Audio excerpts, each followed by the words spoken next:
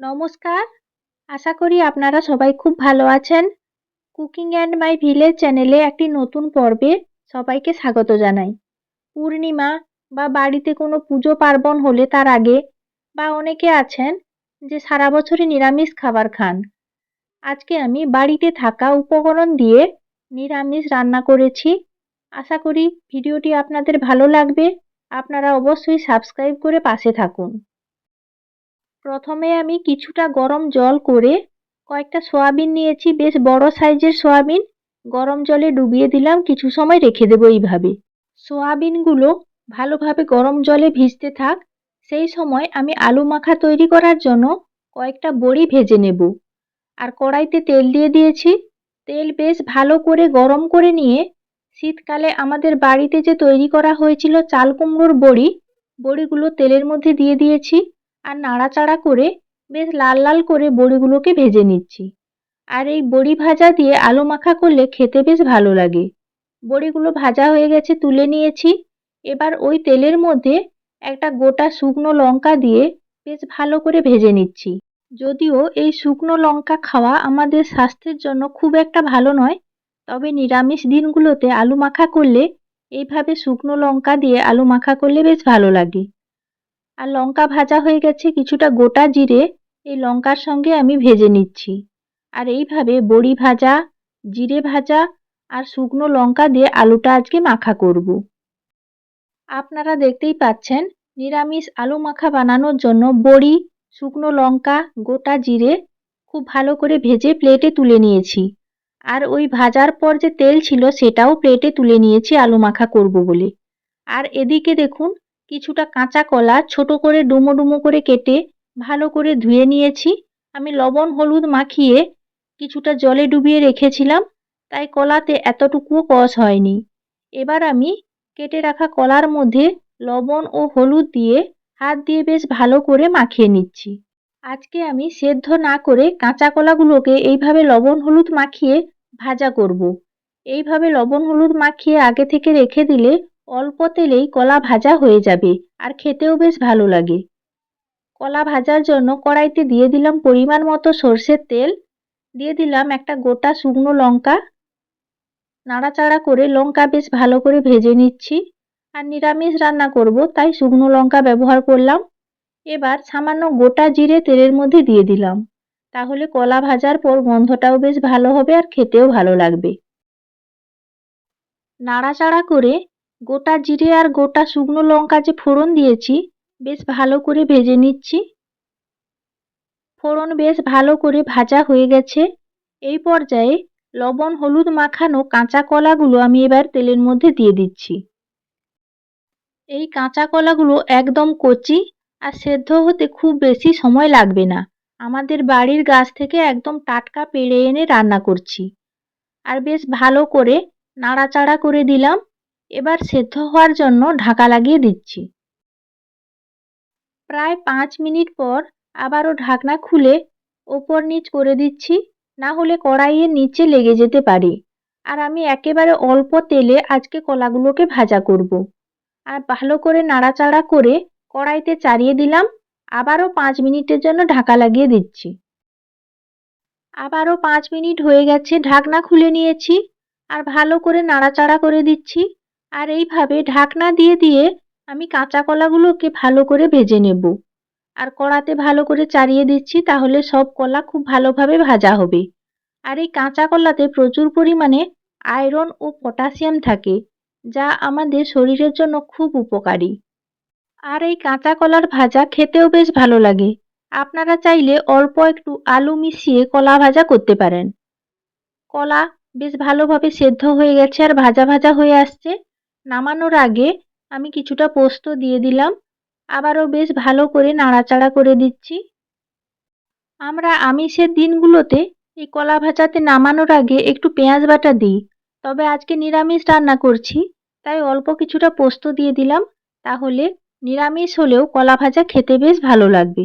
কলা ভাজা হয়ে গেছে, এবার একটা বাটিতে তুলে নিয়েছি। আর এই গরম গরম কলা ভাজা আপনারাও বাড়িতে তৈরি করুন, খেতে কিন্তু বেশ ভালোই লাগে। পোস্ত দিয়ে কাঁচা কলার ভাজা তো হয়ে গেছে, এবার আমি সয়াবিন রান্না করব। আর সয়াবিনগুলোকে যে গরম জলে ভিজিয়ে রেখেছিলাম, গরম জল থেকে তুলে আবারও ঠান্ডা জল দিয়ে বেশ ভালো করে ধুয়ে জল ঝরিয়ে নিয়েছি। তারপর সয়াবিনগুলো বেশ বড় বড় বলে এইভাবে ছোট ছোট টুকরো করে কেটে নিয়েছি। আর এই সয়াবিন রান্নাতে আমি কিছুটা আলু দেব। আলুগুলোকেও একইভাবে ডুমো ডুমো করে কেটে ভালো করে ধুয়ে নিয়েছি। এবার কড়াইতে দিয়ে দিচ্ছি পরিমাণ মতো সরষের তেল। প্রথমে আমি তেলের মধ্যে কেটে রাখা আলুগুলোকে দিয়ে দিলাম। আলুর মধ্যে সামান্য পরিমাণে লবণ আর সামান্য পরিমাণে হলুদ গুঁড়ো দিয়ে বেশ ভালো করে নাড়াচাড়া করে লবণ হলুদ মিশিয়ে নিচ্ছি। আর এইভাবে কিছু সময় নাড়াচাড়া করে আলুগুলোকে বেশ ভালো করে ভেজে নেব। কিছু সময় নাড়াচাড়া করার পর আপনারা দেখতেই পাচ্ছেন আলুর কালার চেঞ্জ হয়ে গেছে। এই পর্যায়ে আমি আলুগুলোকে তুলে নিচ্ছি। আলু ভাজা তেলের মধ্যে একইভাবে আমি কেটে রাখা সয়াবিনগুলোকে দিয়ে দিলাম।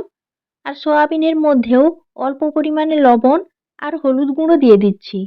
এবার বেশ ভালো করে নাড়াচাড়া করে আলুর মতো সয়াবিনগুলোকেও ভাজা ভাজা করে নেব। আর এইভাবে সয়াবিন রান্না করলে খেতে দুর্দান্ত লাগে। রান্নার আগে এইভাবে তেলে সয়াবিনগুলোকে কষিয়ে নিতে হবে। আপনারা দেখতেই পাচ্ছেন সয়াবিন কষানো হয়ে গেছে, এবার আমি তুলে নিচ্ছি। আবারও কড়াইতে সয়াবিন রান্নার জন্য তেল দিয়ে দিয়েছি। তেল গরম হয়ে যাওয়ার পর অল্প কিছুটা চিনি দিয়ে দিলাম। চিনি গলতে শুরু করেছে, এই পর্যায়ে কিছুটা গোটা জিরে আর গোটা গরম মশলা ফোড়ন দিয়ে দিলাম। হালকা নাড়াচাড়া করে ফোড়ন বেশ ভালো করে ভেজে নিচ্ছি, তাহলে সয়াবিন রান্নার সেন্টটা বেশ ভালো হবে। আর নিরামিষ রান্না করব, এইভাবে গরম মশলা দিলে খেতেও বেশ ভালো লাগবে। এই পর্যায়ে তেলের মধ্যে দিয়ে দিলাম আদা বাটা। আদা বেশ ভালো করে ভেজে নিয়েছি, তাহলে আদার কাঁচা গন্ধটা চলে যাবে। এই পর্যায়ে কেটে রাখা টমেটো আমি দিয়ে দিলাম তেলের মধ্যে, আর দিয়ে দিচ্ছি কাঁচা লঙ্কা চেরা, আর দিয়ে দিলাম কিছুটা জিরে বাটা। আবারও নাড়াচাড়া করে মশলা বেশ ভালো করে কষিয়ে নিচ্ছি।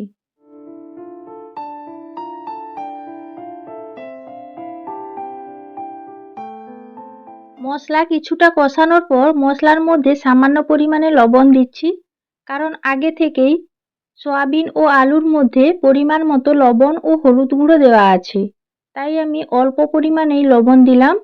লবণ দেওয়ার পর আবারও বেশ ভালো করে নাড়াচাড়া করে দিচ্ছি। আর মশলা যাতে পুড়ে না যায় আর টমেটোগুলো যাতে তাড়াতাড়ি গলতে শুরু করে, তার জন্য অল্প পরিমাণে জল দিয়ে দিলাম মশলার মধ্যে।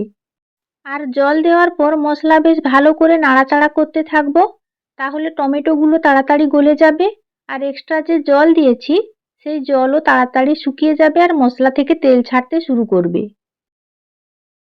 বেশ কিছু সময় নাড়াচাড়া করার পর টমেটো খুব ভালোভাবে গলে গেছে আর মশলা থেকে খুব ভালোভাবে তেল ছেড়ে গেছে। এই পর্যায়ে আগে থেকে ভেজে রাখা আলু ও সয়াবিনগুলো আমি মশলার মধ্যে দিয়ে দিলাম। এবার নাড়াচাড়া করে আলু ও সয়াবিন মশলার সঙ্গে বেশ ভালো করে মিশিয়ে নিচ্ছি। আর এইভাবে মশলার সঙ্গে আলু ও সয়াবিনগুলোকে মিশিয়ে নিলে মশলাগুলো আলু ও সয়াবিনের মধ্যে ভালোভাবে ঢুকে যাবে আর তরকারিটা খেতেও বেশ ভালো লাগবে। আর এই পর্যায়ে আমি কিছুটা বাদাম বাটা সয়াবিনের মধ্যে দিয়ে দিলাম। বাদাম বাটা দিয়ে খুব বেশি সময় নাড়াচাড়া করব না, ২-৪ বার নাড়াচাড়া করে সয়াবিন ও আলুর সঙ্গে বেশ ভালো করে মিশিয়ে নিয়েছি। এই পর্যায়ে আমি পরিমাণ মতো জল দিয়ে দেব। আর এই সয়াবিন রান্না নিরামিষ হচ্ছে, মাখা মাখা হবে, তাই আমি অল্প পরিমাণেই জল দিলাম। আলু ও সয়াবিন সেদ্ধ হওয়ার মতো অল্প পরিমাণেই জল দিলাম, আর রান্নাটা মাখা মাখা হবে। তরকারি খুব ভালোভাবে ফুটতে শুরু করেছে। এই পর্যায়ে আমি ঢাকা লাগিয়ে দিলাম ৫ মিনিটের জন্য। প্রায় ৫-৭ মিনিট পর ঢাকনা খুলে নিয়েছি। আর আলু ও সয়াবিন আগে থেকে তেলে ভাজা ছিল, তাই খুব সুন্দর সেদ্ধ হয়ে গেছে। আর ঝোলও অনেকটা কমে গেছে, বেশ মাখো মাখো হয়েছে। আর নামানোর পর যেটুকু ঝোল আছে এই ঝোলটাও বসে যাবে। খুব ভালো করে নাড়াচাড়া করে ওপর নিচ করে দিলাম। আপনারা চাইলে নামানোর আগে ১ চামচ ঘি ছড়িয়ে দিতে পারেন। সয়াবিনের রান্না হয়ে গেছে, একটা বাটিতে তুলে নিয়েছি। এবার নিরামিষ রান্না গরম গরম খেতে তো ভালো লাগে, এবার খেতে বসে পড়ব সবাই। আর এদিকে প্লেটের মধ্যে তুলে রাখা জিরে, শুকনো লঙ্কা আর বড়ি ভাজা দিয়ে আলু মাখা করব। আর ভাতের মধ্যে আলু দিয়েছিলাম, আলু সেদ্ধ হয়ে গেছে। এবারে বড়িগুলোকে হালকা ভেঙে ভেঙে দেব। বড়িগুলোকে গুঁড়ো করে দিলে আলু মাখা খেতে ভালো লাগবে। আর এই পর্যায়ে পরিমাণ মতো লবণ দিয়ে আমি শুকনো লঙ্কা আর গোটা জিরে বেশ ভালো করে মাখিয়ে নিচ্ছি। আর বড়িগুলোকেও হালকা গুঁড়ো করে দিয়েছি। সব কিছু ভালো করে আগে প্রথমে লবণ দিয়ে মাখিয়ে নিচ্ছি। তারপর আমি সেদ্ধ করে রাখা আলুগুলোকে বড়ি ভাজার সঙ্গে মাখাবো। সেদ্ধ করা আলুগুলোকে এবার মাখিয়ে নিচ্ছি। আমরা জানি আলু মাখা পেঁয়াজ ও লঙ্কা দিয়ে মাখালে খেতে বেশ ভালো লাগে। তবে এইভাবে নিরামিষ দিনে বড়ি, শুকনো লঙ্কা আর গোটা জিরে দিয়ে আলু মাখা করলে খেতে দুর্দান্ত লাগে। এইভাবে নিরামিষ আলু মাখা করলেও আপনাদের স্বাদ মুখে লেগে থাকবে। আলু খুব ভালোভাবে বড়ি আর সব কিছুর সঙ্গে মাখিয়ে নিয়েছি। দেখুন আলু মাখাটা দেখতেও বেশ লোভনীয় লাগছে। দেখে তো জিভে জল চলে আসছে। আজকে সবাই মিলে একসঙ্গে খেতে বসে পড়েছি। আর গাছ থেকে কলা পাতা কেটে এনেছি। কলার পাতাতে দেশি চালের ভাত, সঙ্গে নিয়েছি লেবু, আর নিয়েছি বাড়িতে তৈরি করা গয়না বড়ি। আর আলু তো এক্ষুনি মাখালাম, আলু মাখাটাও বেশ লোভনীয় হয়েছে। আর এদিকে বাড়ির গাছের কাঁচা কলা পেড়ে এনে পোস্ত দিয়ে তো ভাজা করেছি, আপনাদের দেখালাম। তৈরি করেছি সয়াবিনের তরকারি। আর এদিকে মা বানিয়েছিল মুগের ডাল, আর বানিয়েছে বাড়ির গাছের আনারস তুলে এনে আনারসের চাটনি। নিরামিষ হলেও আজকের খাবার কিন্তু খুব ভালো এবং মুখরোচক।